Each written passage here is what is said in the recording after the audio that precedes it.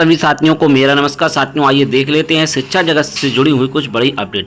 तो पहली अपडेट है समायोजन कई जिलों में निरस्त। जी हाँ, समायोजन कई जनपदों में विभिन्न कारणों से निरस्त किए जा रहे हैं और काफ़ी जनपदों से ये आदेश भी जारी हो चुके हैं। कहीं पर एकल विद्यालय की वजह से जो है समायोजन निरस्त किए जा रहे हैं। वहीं टीईटी की अनिवार्यता से छूट के लिए केंद्र करे संशोधन। जी हाँ, टीईटी की अनिवार्यता में छूट के लिए लगातार शिक्षकों की ओर से मांग उठाई जा रही। वहीं टीईटी के लिए शिक्षा सेवा चयन आयोग ने भी कमेटी बना दी है और जल्द इस पर फैसला लिया जाएगा कि टीईटी कब आयोजित कराया जाए। वहीं शिक्षा मित्रों में अनुदेशकों को जल्द मिलेगा समर कैंप का पारिश्रमिक। जी हाँ, शिक्षा मित्र अनुदेशकों को समर कैंप का जल्द से जल्द पारिश्रमिक दिया जाएगा।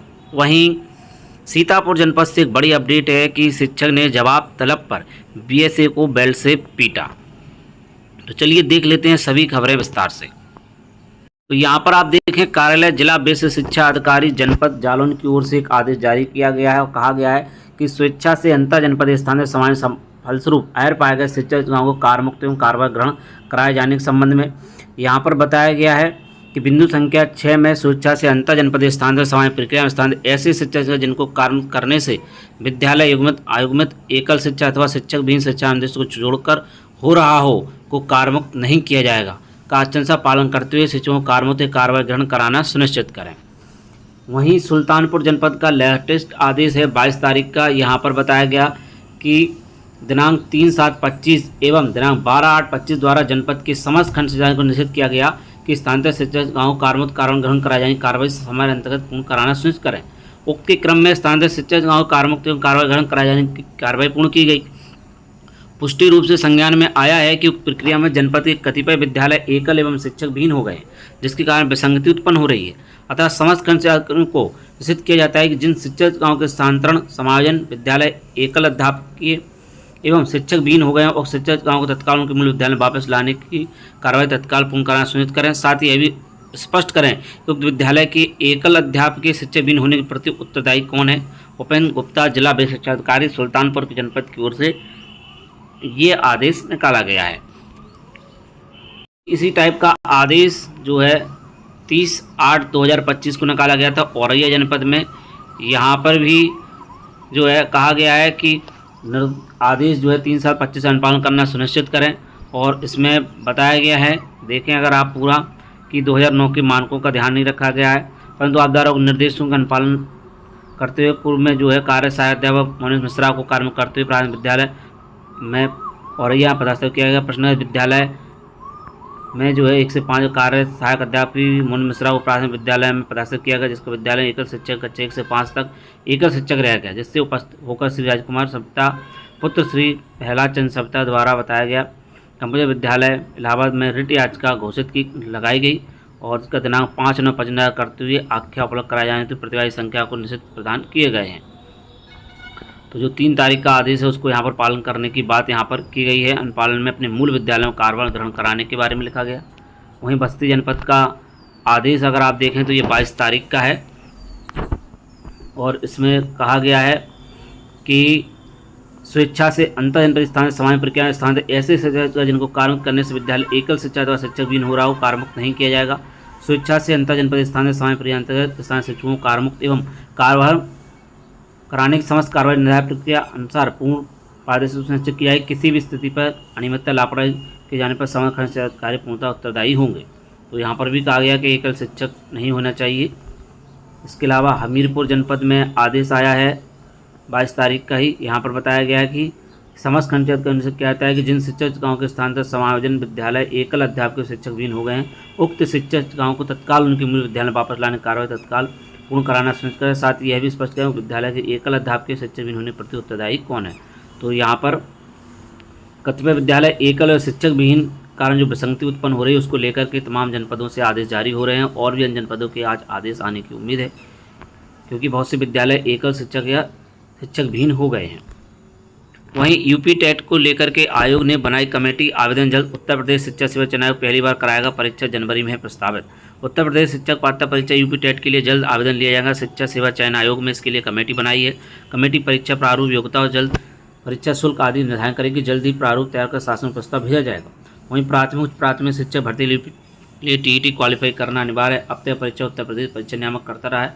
नियामक की ओर से अंतिम परीक्षा 23 जनवरी 2022 को कराई गई थी। इसके बाद परीक्षा नहीं हुई है। इसके अलावा लंबे समय से प्राथमिक शिक्षक भर्ती भी नहीं हुई है। ऐसे में प्रतियोगी प्राथमिक शिक्षक भर्ती के साथ टीईटी कराने के लिए अनुरोध है। हालांकि कोई बड़ी बाधा नहीं आई तो जनवरी में टीईटी करा लिया जाएगा। अब यह परीक्षा उत्तर प्रदेश शिक्षा सेवा चयन आयोग कराएगा। आयोग ने जनवरी में परीक्षा की तिथि भी घोषित कर दी है। अब आयोग ने कमेटी भी गठित कर दी है। इसी माह प्रारूप तैयार होने की उम्मीद है। शासन से मंजूरी के बाद आवेदन मांगा जाएगा। 20 लाख से अधिक आवेदन के आसार है। आयोग की ओर से पहली बार लिया जाएगा आवेदन। वहीं प्रदेश में 1,86,000 शिक्षक प्रदेश में नहीं है टीईटी उत्तीर्ण। प्रदेश के सरकारी विद्यालयों में करीब 1,86,000 शिक्षक ऐसे हैं जिन्होंने शिक्षक पात्रता परीक्षा उत्तीर्ण नहीं की है। कक्षा 1 से 8वीं तक पढ़ाने वाले शिक्षकों के लिए सुप्रीम कोर्ट के 1 सितंबर के आदेश बाद चुनौती खड़ी हो गई है। आदेश के चलते शिक्षकों की पदोन्नति प्रक्रिया भी रुक गई है। हालांकि मुख्यमंत्री योगी आदित्यनाथ जी ने निर्देश पर विधि विभाग ने 16 सितंबर को सुप्रीम कोर्ट में पुनर्विचार याचिका दाखिल की है। अब सभी की निगाहें कोर्ट और केंद्र सरकार के रुख पर टिकी हैं। परिषद विद्यालय में वर्तमान में 4,59,490 शिक्षक कार्यरत हैं। उनमें से 1,06,000 शिक्षक 2010 से पहले ही नियुक्त हुए थे। उन्होंने टीईटी उत्तीर्ण नहीं किया। सुप्रीम कोर्ट के आदेश के अनुसार 5 साल से अधिक सेवा वाले शिक्षकों को 2 वर्ष के लिए भीतर टीईटी उत्तीर्ण करना अनिवार्य है। पदोन्नति में भी ऐसा लागू रहेगी। हालांकि प्रदेश सरकार चाहती है कि 2010 में शिक्षा का अधिकार आरटीई कानून लागू होने से पहले नियुक्त शिक्षकों की सेवा सुरक्षित रहे, भले उन्होंने टीईटी उत्तीर्ण न किया हो। इसी कारण विभाग के अधिकारी कानून विशेषज्ञों से लगातार सलाह ले रहे हैं। वहीं टीईटी अनिवार्यता को लेकर शिक्षकों में बेचैनी है। कई शिक्षक भरोस रूप काली पट्टी बांधकर पढ़ा रहे हैं। विशेष बीटी शिक्षा वेलफेयर एसोसिएशन ने केंद्र सरकार की चुप्पी पर नाराजगी जताई है। एसोसिएशन के वरिष्ठ उपाध्यक्ष शालिनी मिश्रा ने कहा है कि सुप्रीम कोर्ट ने आरटीई एक्ट और 23 अगस्त 2010 के अधिसूचना पहले नियुक्त शिक्षकों पर टीईटी शर्त लागू कर दी है। केंद्र सरकार ने अब तक इस पर कोई कदम नहीं उठाया, जो गंभीर चिंता का विषय है। वहीं विधि सलाहकार आमोद श्रीवास्तव का कहना है प्रदेश सरकार ने इस मामले में गंभीरता उठाया है, लेकिन जब तक केंद्र सरकार हस्तक्षेप नहीं करेगी तब तक शिक्षकों को पूरी राहत मिलना मुश्किल है। वहीं शिक्षा निदेशकों को जल्द मिलेगा समर कैंप का पारिश्रमिक। गर्मी की छुट्टियों में प्रदेश के परिषदीय विद्यालयों में समर कैंप का आयोजन कराने वाले शिक्षा निदेशकों को जल्द निर्धारित पारिश्रमिक दिया जाएगा। वित्त विभाग की ओर से इसके लिए आवश्यक बजट स्वीकृत कर दिया गया। गर्मी की छुट्टी में इस साल पहली बार परिषदीय और माध्यमिक विद्यालय में समर कैंप का आयोजन किया गया था। परिषदीय विद्यालय में इसकी जिम्मेदारी शिक्षा निदेशकों को दी गई थी, किंतु लगभग 3 महीने बीतने को हैं, अभी तक इनके लिए स्वीकृत मानदेय नहीं दिया गया था। इसको लेकर अलग अलग शिक्षक इसकी मांग उठा रहे थे। वित्त विभाग के अधिकारियों ने बताया इसके लिए आवश्यक बजट स्वीकृत कर दिया गया है, जल्द ही जिलों को भेजा जाएगा। वहीं टीईटी में अनिवार्यता छूट के लिए केंद्र करे संशोधन। प्रदेश भर में शिक्षकों ने काली पट्टी बांधकर किया काम। केंद्र सरकार टीईटी मामले में करे पहल।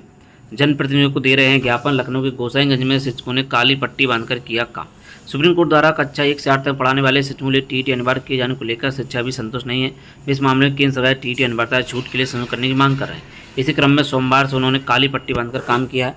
अखिल भारतीय प्राथमिक शिक्षा संघ के राष्ट्रीय अध्यक्ष सुशील कुमार पांडे ने बताया, लखनऊ, बाराबंकी, रायबरेली, सीतापुर, हरदोई, शाहजहांपुर, अयोध्या, गोंडा आदि जिलों में शिक्षकों ने काली पट्टी बांधकर काम किया है। यह विरोध 15 अक्टूबर तक चलेगा। शिक्षक केंद्र सरकार 2017 में किए गए संशोधन निरस्त करने की मांग कर उन्होंने कहा है, हम कानून लड़ाई के साथ साथ सड़क पर भी आंदोलन करेंगे। यदि हमारी मांग नहीं मानी जाती तो शिक्षक दिल्ली में धरना देने के लिए मजबूर हो जाएंगे।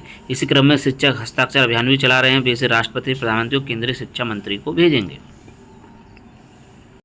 वहीं सीतापुर जनपद से एक बड़ी अपडेट आई है। यहाँ पर शिक्षक ने जवाब तलब पर बीएसए को बेल्ट से पीटा। नदवा के हेडमास्टर को पुलिस ने हिरासत में लिया। बेसिक शिक्षा अधिकारी अखिलेश सिंह को स्पष्टीकरण देने आए हेडमास्टर ब्रजेंद्र वर्मा ने कार्यालय में बेल्ट से पीट दिया। कर्मचारियों ने आरोपी को पकड़कर पुलिस को सुपुर्द कर दिया। बीएसए ने शहर कोतवाली पुलिस को तहरीर दी। खबर लिखे जाने तक पुलिस केस दर्ज करने की कार्रवाई कर रही थी।